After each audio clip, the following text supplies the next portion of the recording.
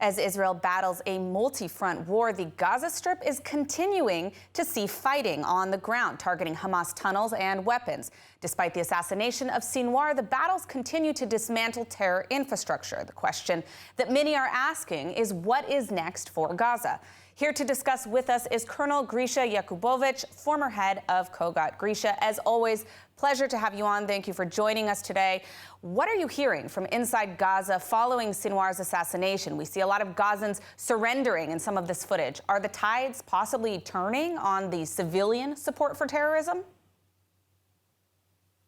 Well, I can tell you that what I read in the social media is that people ask a question. It's like, how come you expected to win a nuclear power like the state of Israel with their abilities, sitting on a chair, throwing a stick on a drone?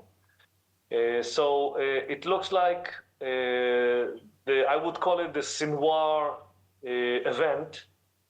It will lead us. It will take some time, but it will lead us to a process that eventually, a deal will come out, and then we will start talking about it the day after. Now, obviously, my next question is what happens next? Assuming the IDF is able to wrap this up nicely, who will control Gaza after Hamas, and how can Israel ensure security long-term when we still have the Islamic regime in Iran funding these terror proxies all over the Middle East? But Emily, as you know, it's not only the IDF. Okay, we have a combination between IDF abilities, between the government of Israel, the civilian abilities, and of course, to create a better future for the people of Gaza, we will also need the Arab world and the United States. It will take time. It will take years. It's not something that will happen tomorrow morning like a magic. You do like that and things happen. It will take time, at least a generation, to reconstruct Gaza and to let them understand that it will be way better to live in peace instead of living in a war, or adopting the narrative of Muqawama. It means resistance. Who will rule Gaza? That's actually the biggest question, because it will not be Hamas. Israel will not allow it. It will not be the Palestinian Authority, because as it looks like, the Palestinian Authority is also becoming or leading a way of adopting this narrative of Hamas, like Muqawama, resistance. And recently we find many signs of ISIS already in the West Bank. So it looks like the Palestinian Authority will have to go also through a process before they will be even in the West Bank, and we're not mentioning Gaza. So it seems like Mohammed Dahlan, the guy that says, no, I don't want to, he is the guy that will probably enter to Gaza at the back door, supported by the Emirates and Saudi Arabia. Now, under Sinwar, Gaza saw significant investment, we'll call it, from the regime in Iran. But one of his potential successors, Khaled Mashal, is less attuned to the regime in Iran. Now that Sinwar is gone, do you think there's a possibility that Hamas, which of course is a Muslim Brotherhood Sunni group, perhaps would pull away from the regime's strings in the Middle East? Well, we have one obstacle for now, and the obstacle is Sinwar's brother. Actually, there are three brothers. Muhammad is the guy that replaces. He's Hamas chief of staff for now. He's a psychopathic pedophile.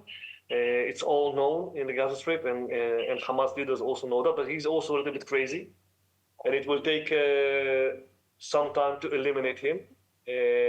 People are afraid of him. And I think that the happiest person at Hamas is Khaled Mashal. He cleared the way for Sinwar a few months ago when he elected himself as the leader of Hamas, because he knew it will be temporary. And he waited for the opportunity, or he waited on knowing that Israel will eliminate him. And now he is the happiest person on earth, because he knows that he will actually lead Hamas. And actually, he changes something that happened 18 or 16 years ago when Haniya won the elections for the first time. So it was the first time when Gazans, Hamas, won the lead of this organization. It's like Gaza inside and Hamas outside became one, and Sinwar break the chain when Israel killed him. So For the first time, Hamas leaders in Qatar and in Turkey are very happy, except Khalil al-Hayya, that the glory will be given back to Hamas outside, Khalid Mash'al, that he is against Iran.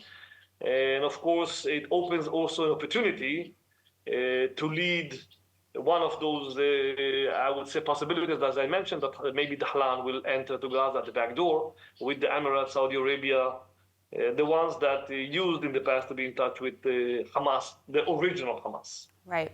Well, let's hope for the best when it comes to the day after in Gaza. We'll keep you updated on those things, but we are out of time for today. Colonel Grisha Yakubovich, thank you for joining us today. Yeah, Emily. Have a nice day.